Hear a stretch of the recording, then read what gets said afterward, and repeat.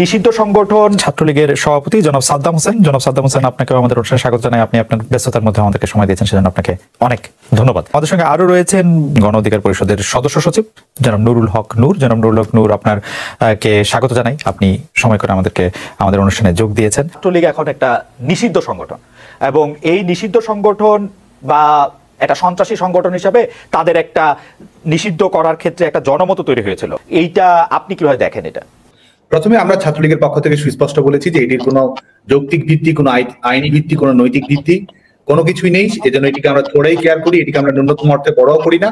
এবং সত্যিকার অর্থে যারা পাকিস্তান সামরিক বাহিনী মুক্তিযুদ্ধ চলাকালীন সময় বাংলাদেশ আওয়ামী লীগ সহ আমাদের বাংলাদেশ ছাত্রলীগের উপর নিষেধাজ্ঞা দিয়েছিল, তো যারা সামরিক স্বৈর শাসক, যারা বাংলাদেশের জনগণের উপর যারা জবরদখল করে কুক্ষিগত ক্ষমতা চাপিয়ে দিয়েছে, তারা যখন আমাদেরকে নিষিদ্ধ করে, আমরা মনে করি এই নিষিদ্ধ বাংলাদেশ ছাত্রলীগের জন্য ব্যাজ অব অনার, এটি আমাদের জন্য সম্মানের। এবং তারা মূলত এটি করেছে, তারা যেটি রিসেট বাটন, যেটি তারা বলেছে যে তারা আমাদের মুক্তিযুদ্ধের অঙ্গীকার, গণতান্ত্রিক অঙ্গীকার সবকিছুকে ধূলিসাৎ করে দিয়ে যেন নতুন করে 24 সালে বাংলাদেশের ইতিহাসে যাত্রা শুরু হচ্ছে, সেটি যে করতে যাচ্ছে, সেই রিসেট বাটন বাস্তবায়ন করার একটি প্রারম্ভিক লক্ষ্য হিসেবে তারা বাংলাদেশ ছাত্রলীগের উপর নিষেধাজ্ঞা জারি করেছে। এবং আরেকটি বিষয় মনে করি, সেটা হচ্ছে তারা যে তারা তো প্রথম কথা হচ্ছে তাদের তো জনগণের ম্যান্ডেট নেই, তারা অগণতান্ত্রিক, অবৈধ এবং অসাংবিধানিক।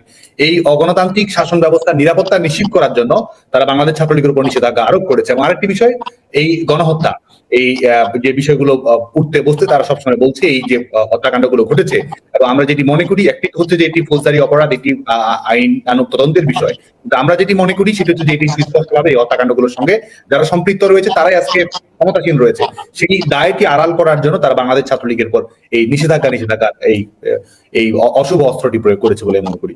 যে আকাঙ্ক্ষা নিয়ে আন্দোলন করে শেখ হাসিনার পতন ঘটানো হয়েছে এবং যে আন্দোলনে আসলে সবাই অংশগ্রহণ করেছে কারণ এই সরকারের পতন, সেই আকাঙ্ক্ষা পূরণে ডক্টর ইউনূসের সরকার, আমরা এটাকে ডক্টর ইউনূসের সরকার বলবো না বৈষম্য বিরোধী ছাত্র আন্দোলনের সরকার বলবো আমি জানি না, কারণ তাদেরই দেখা যাচ্ছে ডক্টর ইউনূস বলছেন যে তারাই তাকে চাকরি দিয়েছেন। আপনি কত নম্বর দিবেন?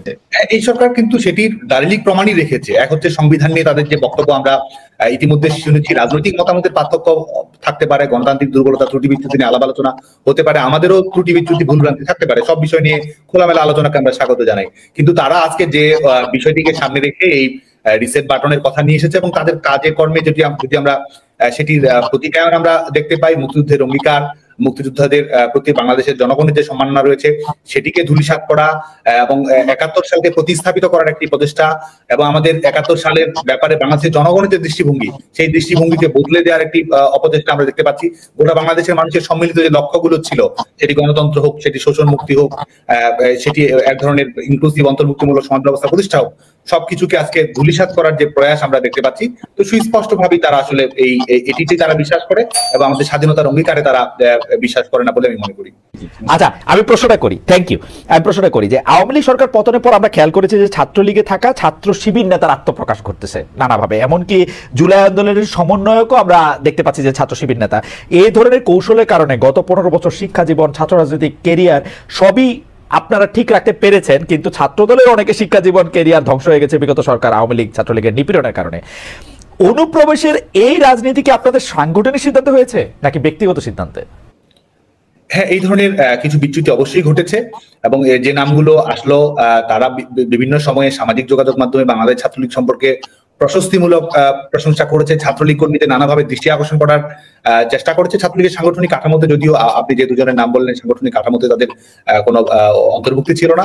আজকেও আমরা দেখেছি চট্টগ্রাম বিশ্ববিদ্যালয়ে ছাত্র শিবিরের যখন পূর্ণাঙ্গ কমিটি ঘোষিত হয়েছে, সেখানেও আমরা সমন্বয়কদের একটি অংশকে আমরা দেখেছি যে বিভিন্ন জন যারা সমন্বয়ক পদে ছিল তারা ছাত্র শিবিরের পূর্ণাঙ্গ কমিটিতে রয়েছে। স্বাভাবিকভাবে আমরা দেখেছি যে একটি ছাত্র আন্দোলন, একটি ইস্যুভিত্তিক আন্দোলন, সেই আন্দোলনের ব্যাপারে শিক্ষার্থীদের কমিটমেন্ট থাকে, শিক্ষার্থীদের দৃঢ়তা থাকে, শিক্ষার্থীরা সমস্যাটির সমাধান চায়, এটি একটি স্বাভাবিক বিষয়। এবং আমরা দেখেছি যে এই ইস্যুটিকে কিভাবে ব্যবহার করা হয়েছে এবং এই ইস্যুকে কেন্দ্র করে তারা যদি সত্যিকার অর্থেই ইস্যু ভিত্তিক আন্দোলনে থাকতো, ছাত্রদের প্রকৃত যে লক্ষ্য ছিল কোটা সংস্কার, সেই ব্যাপারে যদি তারা কমিটেড থাকতো এবং ছাত্রদেরকে ভিন্ন খাতে প্রবাহিত করার যদি তাদের ব্যাপারে ভিন্ন খাতে প্রবাহিত না করার জন্য তাদের কোনো লক্ষ্য থাকতো, তাহলে কিন্তু এই পরিচয়টি আড়াল করার কোনো প্রথম কথা হচ্ছে যে আমরা কিন্তু এই কোটা ইস্যুর আন্দোলনে বাংলাদেশ ছাত্রলীগও আমাদের জায়গা থেকে আমরা দায়িত্বশীল ভূমিকা পালন করার চেষ্টা করেছি। শিক্ষার্থীরা জানে আজকে বাংলাদেশ ছাত্রলীগ সম্পর্কে যতই এক ধরনের নিষেধাজ্ঞা দেওয়া হোক, বাংলাদেশ ছাত্রলীগ সম্পর্কে যতই প্রোপাগান্ডা পরিচালনা করা হোক, শিক্ষার্থীরা কিন্তু জানে যে কোটা সংস্কারের ব্যাপারে বাংলাদেশ ছাত্রলীগের আন্তরিকতা বাধ্যবাধকতা। বাংলাদেশ ছাত্রলীগ কোটা সংস্কার করার জন্য সংশ্লিষ্ট সকল পক্ষের সঙ্গে কথা বলা, আইনগতভাবে বিষয়টি মোকাবেলা করা, সরকারের কাছে বিষয়টি তুলে ধরা এবং এটির সমাধান নিয়ে আসা।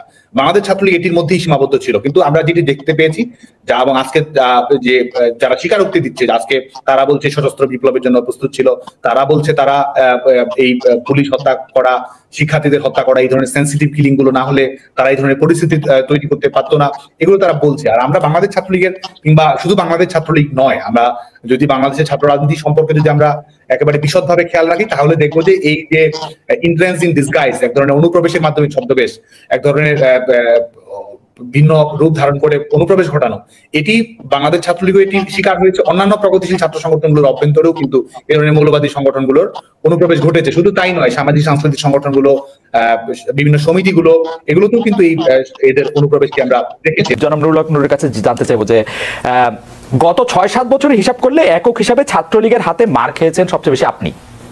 6-7 বছর তাদের নিগ্রহের শিকার হয়েছেন, জীবনের ঝুঁকির মধ্যে পড়েছেন। যারা আপনাকে বিভিন্ন সময় মেরে ফেলতে চেয়েছে, সে ছাত্রলীগ এখন একটা নিষিদ্ধ সংগঠন, এবং এই নিষিদ্ধ সংগঠন বা একটা সন্ত্রাসী সংগঠন হিসাবে তাদের একটা নিষিদ্ধ করার ক্ষেত্রে একটা জনমত তৈরি হয়েছিল। এই নিষিদ্ধের দাবির পক্ষে আপনিও ছিলেন কিনা, জনাব নুরুল হক নূর? এখন এখানে গণ অভ্যুত্থানের পরে গণমানুষের এতটা এই আওয়ামী লীগ এবং তার অঙ্গ সংগঠন ছাত্রলীগ, যুবলীগ সহ এই ফ্যাসিবাদের দোসর, তাদের প্রতি ঘৃণা তৈরি হয়েছে। মানুষ আসলে তাদের নামটাও শুনতে চায় না। তো যার ফলে আমরা লক্ষ্য করেছি যে আমাদের নেতাকর্মী সহ বড় একটা অংশের মানুষ, বিভিন্ন রাজনৈতিক দল, তারা বলছে যে যেখানে জার্মানি কিংবা ইটালির মতো দেশে ফ্যাসিবাদের কারণে মুসলিনের পার্টি কিংবা হিটলারের নাৎসি পার্টি নিষিদ্ধ হয়েছে, সেখানে বাংলাদেশে আওয়ামী লীগ এবং আওয়ামী লীগের যে সবচেয়ে সন্ত্রাসী সংগঠন এবং হাতুড়ি হেলমেট বাহিনীর যারা তাণ্ডব চালিয়েছিল এই আন্দোলন সহ গত 1.5 দশকে, সেখানে ছাত্রলীগ এবং যুবলীগ ছিল অগ্রণী ভূমিকায়। তাদেরকে নিষিদ্ধ করার একটা ব্যাপক জন দাবি তৈরি হয়েছে বা দাবি উঠেছে। সেইখানে আমরা যেহেতু রাজনীতি করি, একটা উদীয়মান রাজনৈতিক দলের প্রতিনিধিত্ব করি, কাজে আসলে ওই আপনি যেটা বলছেন, আমরা রাজনৈতিক দল হিসেবে অবশ্যই আমরা সকলের প্রতি সহনশীল, সংখ্যাগরিষ্ঠ মানুষের স্বার্থ চাহিদার পাশাপাশি সংখ্যালঘু মানুষেরও নিরাপত্তা, তাদের স্বার্থ দেখাও রাজনৈতিক দল হিসেবে এবং দেশের একজন সচেতন নাগরিক হিসেবে আমাদের দায়িত্ব এবং কর্তব্য।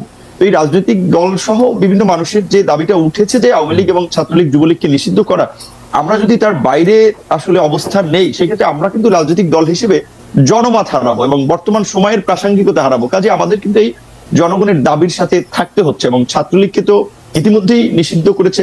তবে আমার ব্যক্তিগত মতামত হচ্ছে যে ওই শেখ হাসিনা বা আওয়ামী লীগ যে প্রক্রিয়ায় আপনার একটা প্রজ্ঞাপন জারি করে নিষিদ্ধ করেছে, আমি মনে করি সেই প্রক্রিয়ায় না গিয়ে বরঞ্চ তাদের বিরুদ্ধে বিভিন্ন ধরনের শুনানি, তাদের অপকর্ম, যে ছাত্রলীগকে কেন নিষিদ্ধ করা প্রয়োজন, গত 15 বছরে যে ছাত্রলীগের অপকর্ম, সেগুলো তুলে ধরলে ছাত্রলীগকে 100 বছর এমনি নিষিদ্ধ করা যায়।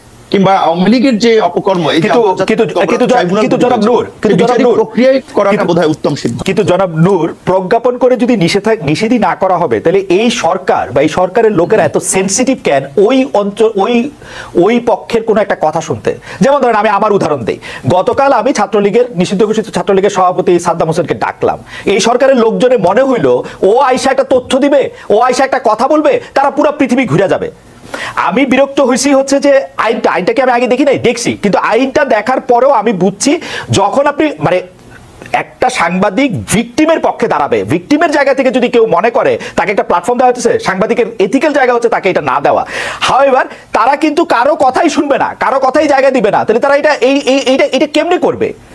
মানে আমি আপনার সাথে কিন্তু 100 ভাগ একমত। ছাত্রলীগ 15 জুলাই থেকে এই 5 আগস্ট পর্যন্ত কিন্তু না, গত 15 বছরে যা করছে, ওদের 100 বার 100টা বিষয়ে 100 রকম শুনানি হওয়া উচিত। তাদেরকে জিজ্ঞেস করা উচিত তারা কখন কোথায় কিভাবে করছে। সাদ্দাম হোসেনকে জানতে চাওয়া উচিত যে 5 আগস্ট সে কোথায় ছিল, কেমনে পালাইলো, এটা জানতে চাওয়া উচিত সাদ্দাম হোসেনের কাছে। সেটা আমি ট্রাই করছিলাম, কিন্তু ওনারা এটা পছন্দ করলো না। আপনারা এটা পছন্দ করলেন, এটা কেন? কারণটা কি? না না, আমি ব্যক্তিগতভাবে এতটা অসহিষ্ণু না। মানুষকে কথা বলতে দিতে হবে। আমাকে যারা পছন্দ করে না তারাও তো আমাকে অনেক সমালোচনা করে, অনেক কথা বলে, সেটা শোনা প্রয়োজন। এবং আমি আপনার প্রোগ্রামটা মনে করি হওয়া দরকার ছিল, এই কারণে এটা হচ্ছে। আর একটা প্রবলেম হচ্ছে কি, এখন সোশ্যাল মিডিয়া এত জনমত হচ্ছে, লাইক হচ্ছে, দ্রুত শিফট হচ্ছে, এবং মানুষ ছোটখাটো ইস্যু এবং এতটা বিভ্রান্তি বা জনমত গঠন করার একটা সহজ পদ্ধতি তৈরি হয়ে গেছে মব জাস্টিসের মতো, যার ফলে অনেকে ওই যে বলছেন এখন আপনার মতো সাংবাদিক আপনার হিসাব করতে হয় যে আমি অমুককে ডাকলে পাবলিক আমাকে গালি দিবে কিনা, কি বলবে কিনা, কিংবা আমি কেয়ার করি না পাবলিকের গালি, আমি কেয়ার করি না নূর, পাবলিকের গালি আপনি কেয়ার করেন, আপনি খেয়াল করেন নূর পাবলিকের গালি আমি কেয়ার করি না, আপনি খেয়াল করে দেখেন 50টা জায়গা থেকে 50টা মামলা হবে এই আওয়ামী লীগের বানানো একটা ল দেয়া 50টা জায়গা থেকে। তো এই হ্যারাসমেন্টটা বাংলাদেশে আমার অপারেশন আছে, আমি আমেরিকায় রেজিস্টার্ড হতে পারি, বাংলাদেশে আমার অপারেশন আছে সেখানে আমার রেজিস্টার্ড হতে হবে, তো সেগুলো আমি কেন আমি এই হ্যারাসমেন্টটা নিব?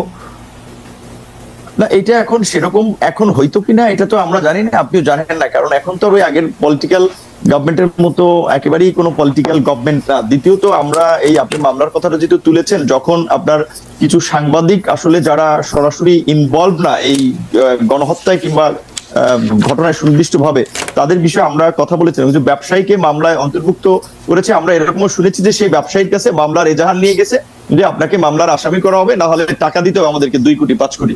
তো এখন এই মামলা নিয়ে কিছু লোক ব্যবসা করেছে, এবং এমনও শুনেছি যে যারা আপনার হত্যাকাণ্ডের শিকার হয়েছে সেই পরিবারকে কিছু সহযোগিতা দিয়ে আপনার সাদা কাগজে তারা স্বাক্ষর নিয়ে এসেছে এবং এজাহারটা মনমতো সাজিয়েছে, তাদের যাদেরকে মনে হয়েছে মুখে মামলায় দিলে পয়সাপাতি উঠানো যাবে বা একটা ব্যবসা করা যাবে, সেই সমস্ত লোককে মামলায় জড়ানো হয়েছে। এরকমের কিছু ঘটনা যখন আমাদের কাছে এসেছে, আমি সরাসরি আইজিপি এবং হোম অ্যাডভাইজার সহ বিভিন্ন জনের সাথে কথা বলেছি, তখন তারা পরিষ্কারভাবেই বলেছে যে যেহেতু একটা অস্বাভাবিক পরিস্থিতি, কে কোথা থেকে মামলা করছে, কার বিরুদ্ধে কি মামলা করছে, আমরা তো সবকিছু এত ডিটেলস জানার সুযোগ হচ্ছে না। আবার অনেক জায়গায় মামলা না নিলে সেখানে থানা ঘেরাও করা হচ্ছে, আর একটা উত্তেজিত পরিস্থিতি তৈরি করা হচ্ছে। কাজেই গ্রেপ্তার করলে যাচাই বাছাই করেই গ্রেপ্তার করা হবে। তো সেই ক্ষেত্রে এইটা আমি আপনার সাথে ওইখানে আপনার কথাটার আর কি উত্তর দিচ্ছি যে আগের মতো যে 64 জেলা আপনি কথা বললেই মামলা হবে, এইটা আমি ব্যক্তিগতভাবে মনে করি না। কারণ আপনার অনেক অপোজিশন লেভেলেও আপনার অ্যাকসেপ্টেন্সি আছে, ধরেন এর আগে যারা গভর্নমেন্ট ছিল তাদের লেভেলে আমার কথাই হইতেছে না আমার কথাই হইতেছে না। আমি বলি এটা পার্সোনাল, সেটা তো আমরা দেখেছি। পার্সোনালি ঘটনাকে কেন্দ্র করে তো মানুষকে জাস্টিফাই করার সুযোগ নাই যে সে একটা অন্যায় করে ফেলছে, যা সে ফ্যাসিবাদের দোষর হয়ে যাচ্ছে। এই যে আপনার একটা ট্যাগিং প্রবণতা এটা এখনো আছে, এটা খুব দুঃখজনক।